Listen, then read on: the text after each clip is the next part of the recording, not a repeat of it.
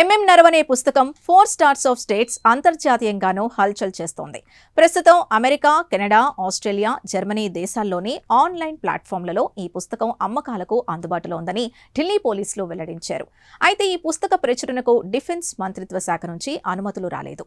అయినప్పటికీ కుట్ర చేసి విదేశీ మార్కెట్లలోకి పుస్తకాన్ని విడుదల చేశారని పోలీసులు వెల్లడించారు.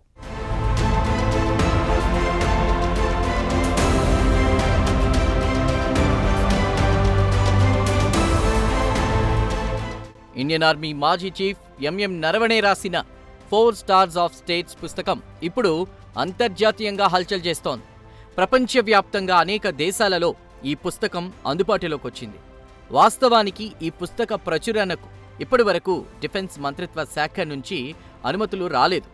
కాగా డిఫెన్స్ మంత్రిత్వ శాఖ నుంచి అనుమతులు రాకపోతే పుస్తక ప్రచురణ జరగకూడదు. కానీ అనుమతులు రాకుండానే సదరు పుస్తకం గ్లోబల్ మార్కెట్లోకి ప్రవేశించడాన్ని ఢిల్లీ పోలీసులు గుర్తించారు. కాగా ఇలా అనుమతులు రాకుండానే పుస్తకాన్ని గ్లోబల్ మార్కెట్లోకి ఎంట్రీ ఇవ్వడానికి పెద్ద ఎత్తున కుట్ర జరిగినట్లు ఢిల్లీ పోలీసులు భావిస్తున్నారు. పక్కా ప్రణాళికతోనే ఈ మొత్తం ఎపిసోడ్ జరిగినట్లు ఢిల్లీ పోలీసులు అనుమానిస్తున్నారు.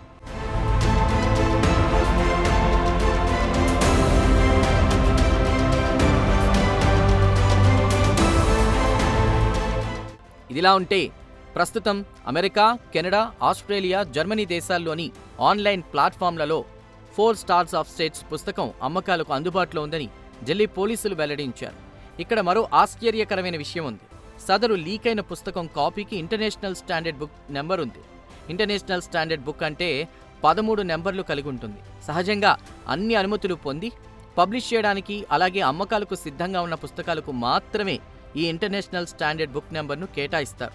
కాగా భారత డిఫెన్స్ మంత్రిత్వ శాఖ అనుమతులు లేకుండానే ఈ వివాదాస్పద పుస్తకానికి ఇంటర్నేషనల్ స్టాండర్డ్ బుక్ నెంబర్ ఉండడం అనేక అనుమానాలకు తావిస్తోంది.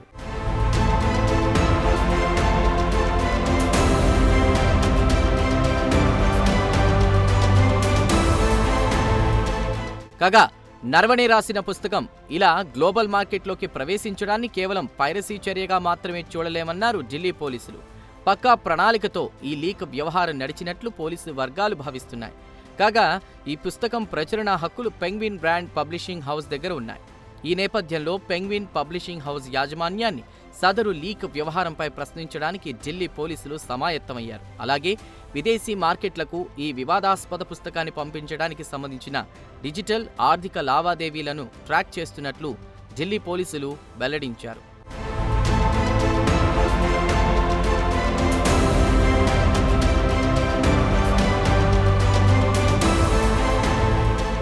వాస్తవానికి 4 స్టార్స్ ఆఫ్ స్టేట్స్ పుస్తకాన్ని 2020 నాటి భారతదేశంలోని పరిస్థితుల నేపథ్యంలో ఎంఎం నరవణే రాశారు. అదే ఏడాది గల్వాన్ లోయలో భారత్, చైనా సైనికుల మధ్య ఘర్షణలు జరిగిన విషయం తెలిసిందే. కాగా ఈ ఘర్షణలకు సంబంధించి కొన్ని వివాదాస్పద అంశాలను ఈ పుస్తకంలో ఎంఎం నరవణే రాసినట్లు తెలిసింది. అంతేకాదు చైనా బలగాలు భారత్లోకి ప్రవేశిస్తే వారిని అడ్డుకోవడానికి కేంద్ర ప్రభుత్వం ఎటువంటి చర్యలు తీసుకోలేదన్నది ఈ పుస్తక సారాంశంగా కనిపిస్తోంది. మొత్తం మీద ప్రధాని నరేంద్ర మోదీ అలాగే డిఫెన్స్ మంత్రి రాజ్నాథ్ సింగ్ వ్యవహార తీరును ఎంఎం నరవణే తన పుస్తకం దుయ్యబట్టినట్లు నిపుణులు పేర్కొన్నారు.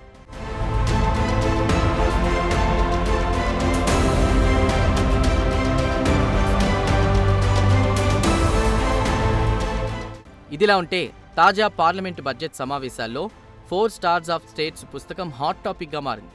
బడ్జెట్ సమావేశాల్లో ఈ పుస్తకంలోని అనేక అంశాలను ప్రస్తావించడానికి లోక్సభలో అపోజిషన్ లీడర్ రాహుల్ గాంధీ ప్రయత్నించారు. అయితే రాహుల్ గాంధీ ప్రయత్నాలను అధికార పార్టీ సభ్యులు అడ్డుకున్నారు. ప్రధానంగా హోంమంత్రి అమిత్ షా, డిఫెన్స్ మంత్రి రాజ్నాథ్ సింగ్ అడ్డుకున్నారు. అసలు ప్రచురితమే కాని పుస్తకంలోని అంశాలను సభలో ఎలా ప్రస్తావిస్తారంటూ రాహుల్ గాంధీపై ఇద్దరు కేంద్ర మంత్రులు మండిపడ్డారు.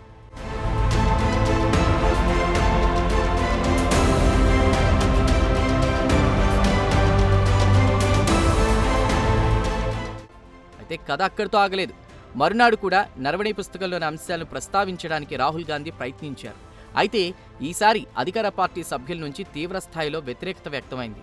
కాగా దేశ భద్రతను దృష్టిలో ఉంచుకునే తాను నరవణే పుస్తకంలోని అంశాలను ప్రస్తావించడానికి ప్రయత్నిస్తున్నట్లు రాహుల్ గాంధీ వెల్లడించారు. ఇందుకు అధికార పార్టీ సభ్యులు అంగీకరించలేదు. దీంతో లోక్సభలో అధికార, అపోజిషన్ పార్టీల మధ్య తీవ్ర వాగ్యుద్ధం చెలరేగింది. సభలో గందరగోళ పరిస్థితులు నెలకొన్నాయి. ఒక దశలో సభలో ఏం జరుగుతుందో తెలియలేదు. మొత్తం మీద చైనాను కేంద్ర బిందువు చేసుకుని కాంగ్రెస్, భారతీయ జనతా పార్టీ మధ్య తీవ్ర స్థాయిలో రాజకీయ యుద్ధం నడుస్తోంది.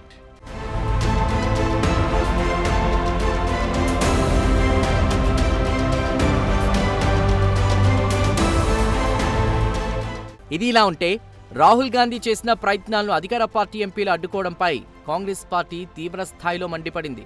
రాహుల్ గాంధీ లోక్సభలో అపోజిషన్ లీడర్ అనే సంగతి స్పీకర్ ఓం బిర్లా విస్మరించారని కాంగ్రెస్ పార్టీ మండిపడింది. ఈ విషయంలో కాంగ్రెస్కు ఇతర అపోజిషన్ పార్టీలు మద్దతు పలికాయి. లోక్సభ స్పీకర్ ఓం బిర్లా వ్యవహార శైలిపై కాంగ్రెస్, ఇతర అపోజిషన్ పార్టీలు తీవ్ర అభ్యంతరాలు వ్యక్తం చేశాయి. అంతిమంగా స్పీకర్ ఓం బిర్లాకు వ్యతిరేకంగా కాంగ్రెస్ పార్టీ అవిశ్వాస తీర్మానం నోటీసులు ఇచ్చింది.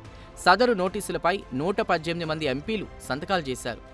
అవిశ్వాస తీర్మానం ఎపిసోడ్ ముగిసేంత వరకు తాను సభాపతి స్థానంలో కూర్చునేది లేదని స్పీకర్ ఓం బిర్లా ప్రకటించారు. కాగా అవిశ్వాస తీర్మానంపై మార్చి 9వ తేదీన సభలో చర్చ జరగబోతోంది. మొత్తం మీద ఎంఎం నరవణే పుస్తకం అంతర్జాతీయంగానూ హల్చల్ చేస్తోంది.